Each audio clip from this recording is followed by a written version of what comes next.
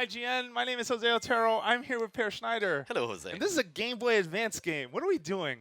I don't know, but you're not holding a Game Boy Advance. I'm not. I'm holding a very large Game Boy What Advance. is that thing?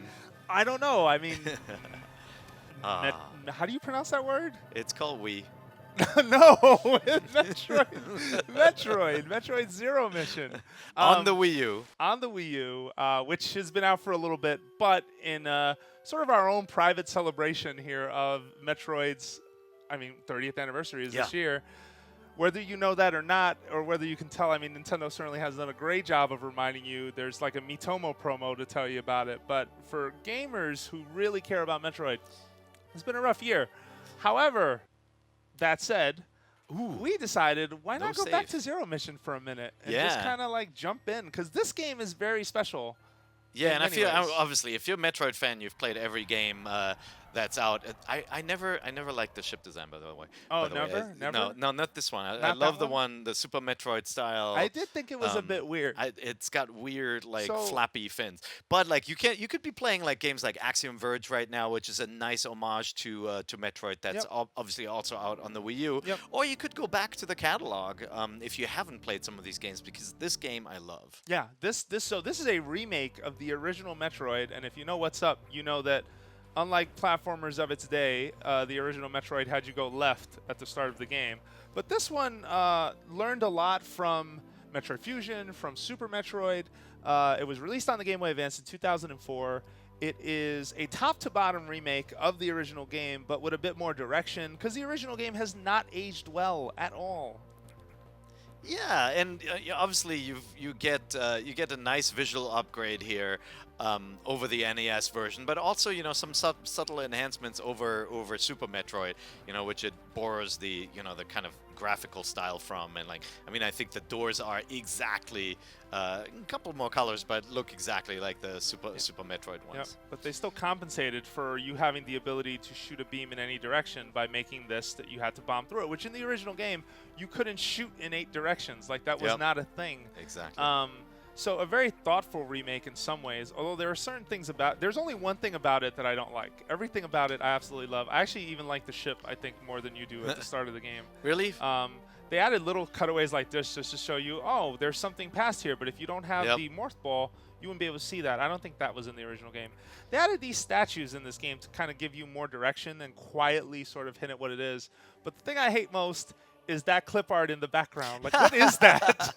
Well, what is it? That is the mosaic tiles from the bathhouse of... It's Egyptian, like, Chozo. Well, they got the... Chozo has that Egyptian theme going, right? Does it? Like, yeah. Yeah, they look like the bird statues from never like liked Egyptian. that background. Yeah. Every time it comes up, I don't like that background either. But I can see why they chose that that art style. They also added save rooms, which was not a thing in the original game. Oh, so there we go. Your first Metroid though was Super Metroid. Super Metroid. Yeah. Okay. So what? You were in Japan for college. Yeah. Someone says there's this game called how did you first come across Super Metroid? Just out of curiosity. What? Nobody told me. I just went into the store and bought it. You saw the cover's amazing. Trying to remember. Look, it's ages ago. I may have seen it in one of the Japanese game magazines, like Famitsu or something like that. Okay. Yeah. No. I bought it. I hadn't actually heard about it at the time, which is kind of funny now. Or maybe I played Metroid at my friend's house on the original Famicom. Disc system, I think. Yeah, it was a disc system game. That's actually correct. Yeah, but I never beat the original Metroid before I played this, and then I played this, and I absolutely loved it. I mean, this after Link to the Past, this was definitely my favorite game back then in that era. And Super Metroid, not Zero Mission. Not Zero and, Mission. No, for sure. That's why it's always great to get a game that's done in the same style, whether it's an homage or an actual Metroid game. And hello, Nintendo, I would like another one. Are you listening? Please. It'd be nice. I like the art here, though, like the way the the long beam, the container look there. Yeah. No, absolutely. And that's been there since the original. Just the idea that you would uncover what is in the orb in his hand by shooting at it. Then you'd see the little lion holding the L, and you'd know, oh, okay, that's the long beam. And if you noticed earlier, and I lingered there a little bit. But I was shooting at a certain spot, and it wouldn't. And they even show you here; it'll reach, but it's not busting through that. Oop, I touched the screen. Let's Oh, not nice. do that. Look, that's the Virtual Console That's menu. Virtual Console on Wii U. How about that? Legit. By the way, you ever notice the thin red lines around the rocks? Around the environment? Which is, I never do you saw think that that on came the Game from? Boy screen. I think, when they optimized this for the Game Boy, obviously you can do all sorts of tricks by having colors adjacent to each other. Yep. It looks different on that screen. Yeah, I've got to check it too against, because I mean, obviously this is blown up in HD, 720. Don't go in the soup. Yeah, I'm not going to go in the soup. Yeah. I don't think I'm supposed to be going this way. I have to actually go back down. But one of the things that is, easy to underestimate and just love about Metroid games as a whole is progression and the way it works. And this game, because of all the abilities the game canvas, we can't get through. Yeah, I know. Stop standing. It's just the idea that you stumble into these rooms where you're like, oh, why can't I get through here? And then you're like, oh, wait, I'm going to find out later. Or, oh, I need an ability. Or, oh, in that particular case, you need to kill 2 bosses in order to open that up, which I'm working on it as we go. And this is the, I've said this before, this is the school of game design that I love, where you are able to see everything ahead of time. Like, you run into a wall and you're like, okay, I get it, I can't progress here, and you kind of like, you get the sense of exploration where you feel like you're discovering these caves for the first time. In this era, there were games that used death also to teach you something, right? Like, you're like, hey, can I go this way? Let me jump down. Oh, you died. Nope, and I never, too tough. Yeah. I just didn't like that. And this game just, I feel, no, it was boundaries within the world, and I feel like Zelda kind of adopted some of its ideas in terms of like item gating you, right? And like, oh, I can't get through here without the hook shot, and you saw that in like A Link to the Past and places like that.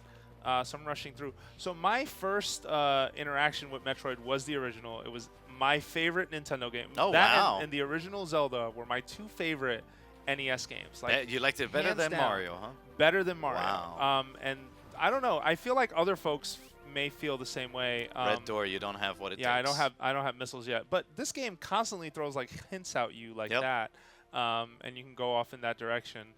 So I believe you have to go up or it's down. I forgot. And let's go down. I think to those people who are worried that the gameplay concepts have been around for such a long time that they'll be bored with this, let me say, like, my son.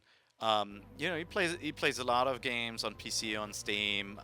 This is a game, I think he's beaten it now 3 times. Really? For some odd reason, he always goes back to the GBA Zero Mission and plays that one. And he's finished it 3 times. I keep on telling him, like, dude, you gotta finish Super Metroid. You gotta finish Metroid and he won't Prime. go near I think I'm going to take it away from him now. You might have to. Yeah, the kid's gotta learn.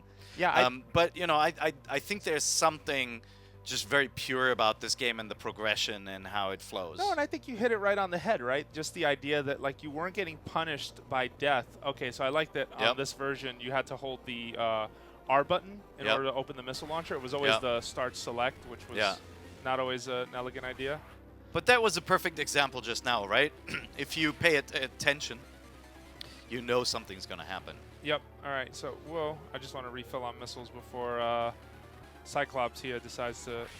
Okay, we killed him. If only those monsters would learn and attack diagonally. Yeah, right. So you can actually not kill him on the first time, and Cyclops, whatever that is, Centipede, gets away, and you won't get the charge beam, but you can get the charge beam really early. And that's one of the other ideas of the Metroid games that I really enjoy, which is just, in some cases, and not in many, because unless you're a speedrunner, you know this, there is the non-linearity of it all, just the way you can kind of sequence break. Although that was intentional. Yep. I'm not talking about the stuff you see on like, AGDQ or Summer Games Done Quick.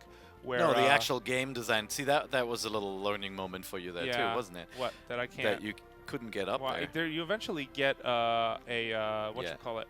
She'll grab the ledge, but you have to find that ability. So I want to rush forward. Which is an addition, of course. Yes. That wasn't something in the they added in Fusion? Yeah. Yeah. That's right. Metroid Fusion. Oh. Ooh, this guy's on me. Uh-oh, I don't have a bomb to get it off. Ah! All right, we'll just... Well, you can go through a door, So this right? is one thing they changed that still blows my mind to this day. Do it. How many missiles does it take to open a red door, Pear? It takes 3 now. It took 5 in the original. It took 5 How many in does Super it take Metroid. now? 3, right? No, 1. Oh, it takes just 1. 1 in Zero Mission, and that has always bothered me to this day. Really? Not to end on a downer. Yes.